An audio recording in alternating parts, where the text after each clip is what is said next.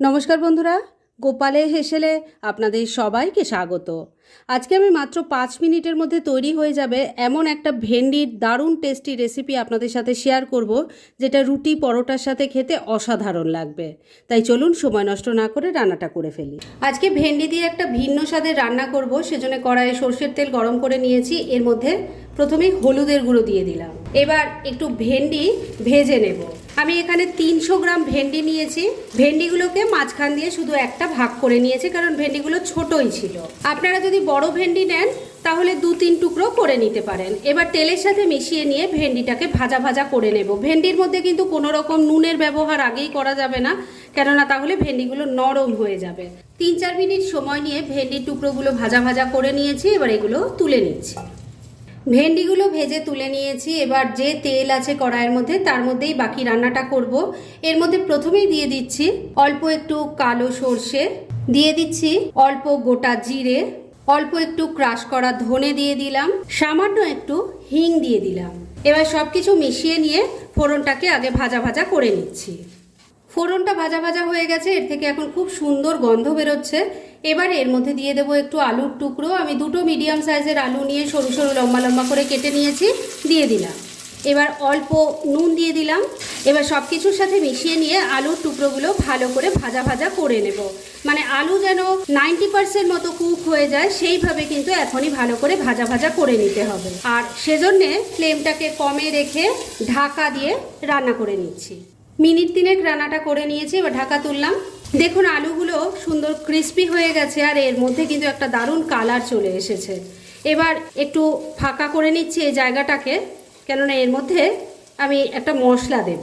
দিয়ে দিচ্ছি 1 চামচ গ্রেট করা আদা, এর সাথে 3টে ফাটিয়ে নেওয়া কাঁচা লঙ্কা দিয়ে দিলাম। একটু তেলের সাথে মিশিয়ে নিচ্ছি। ঝালটা কিন্তু অবশ্যই নিজেদের টেস্ট অনুযায়ী দেবেন। এবার সব কিছুর সাথে মিশিয়ে এটাকেও ভাজা ভাজা করে নিচ্ছি। এবার এই আদা আর কাঁচা লঙ্কা যেটা দিলাম, সেটা যাতে ভালো মতো ভাজা ভাজা হয়ে যায়, এর যাতে কাঁচা গন্ধ না থাকে, সেজন্য মিনিট খানেক আবারও রান্নাটা করে নিচ্ছি। আর এই রান্না হতে হতে পাশের বার্নারে চলুন আরেকটা কাজ সেরে ফেলি। একদিকের ওভেনে মশলাটা ভাজা ভাজা হচ্ছে, আর আরেক দিকের ওভেনে আমি একটা প্যান গরম করে তার মধ্যে 2 টেবিল স্পুন বেসন দিয়ে দিলাম।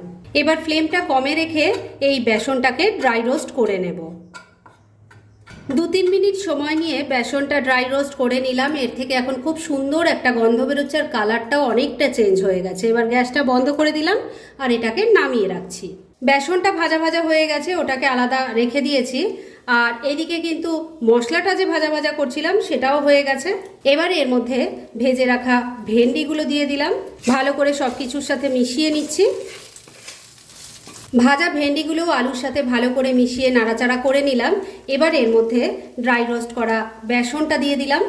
দিয়ে দিচ্ছি অল্প একটু আমচুর পাউডার। বন্ধুরা, এখানে আমি একটু নুন অ্যাড করেছি, তবে সেই ভিডিওটা না আমি শ্যুট করতে একদম ভুলে গেছি। কালারটা একটু ভালো হওয়ার জন্য দিয়ে দিচ্ছি অল্প একটু কাশ্মীরি মির্চ পাউডার। সব কিছু খুব ভালো করে মিশিয়ে নিচ্ছি। আর ফ্লেমটাকে কিন্তু এই সময় আমি লো আর মিডিয়ামের মাঝামাঝি রেখেছি। এমনভাবে এটাকে এবার ভাজা ভাজা করে নিতে হবে যাতে এই যে বেসনটা দিলাম, সেই বেসনটা যেন প্রত্যেকটা সবজির গায়ে ভালো করে কোট হয়ে যায়, তাহলেই কিন্তু এটা খেতে ভীষণ ভালো হবে। রুটি পরোটার সাথে এই চটজলদি রান্নাটা একবার আপনারা খেয়ে দেখুন। আমি তো বলছি বারে বারে বানিয়ে খেতে ইচ্ছে করবে। এটা এতটাই খেতে ভালো, সেটা একবার ট্রাই না করলে বুঝতেই পারবেন না। মিনিট 2 সময় নিয়ে সমস্ত কিছুর সাথে বেসনটাকে খুব ভালো করে মিশিয়ে ভাজা ভাজা করে নিয়েছি। রান্না কিন্তু মোটামুটি এবার রেডি। শুধু শেষ পর্যায়ে এর মধ্যে দিয়ে দিচ্ছি একটু ধনেপাতা কুচি। এটাকেও মিশিয়ে নিচ্ছি। ধনেপাতা কুচিটাকে ভালো করে মিশিয়ে নিয়েছি। রান্না এবার একদম রেডি হয়ে গেছে। গ্যাসটা বন্ধ করে দিলাম।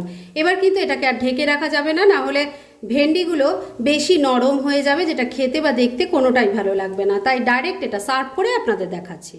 ফ্রেন্ডস, আমার আজকের এই দুর্দান্ত স্বাদের ভেন্ডির রেসিপি একদম রেডি হয়ে গেছে এবং আমি সার্ভ করে দিয়েছি। ভীষণ ইজি একটা রেসিপি, খুব কম সময় কম উপকরণে এটা তৈরি হয়ে যায়। অথচ রুটি পরোটার সাথে খেতে কিন্তু অসাধারণ লাগে। সেটা একবার ট্রাই করলেই আপনারা বুঝতে পারবেন। তাই দেরি না করে পারলে এটা আজই একবার ট্রাই করে ফেলুন, আর তারপর কেমন লাগলো সেটা প্লিজ কমেন্ট করে জানাবেন। এরকম ধরনের অনেক ভালো ভালো নিরামিষ রান্নার রেসিপি আপনারা গোপালের হেসেল সার্চ করলেই পেয়ে যাবেন, যার মধ্যে থেকে কিছু কিছু আমি সাজেস্টেড বক্সেও দিয়ে দেব, সেখান থেকেও আপনারা দেখে নিতে পারেন। তাই গোপালের হেসেল অবশ্যই ভিজিট করুন। আর আপনারা কেমন ধরনের রেসিপি চাইছেন সেটাও কিন্তু আমাকে জানাতে পারেন। আমি চেষ্টা করব সেসব রেসিপিগুলো আপনাদের সাথে শেয়ার করার।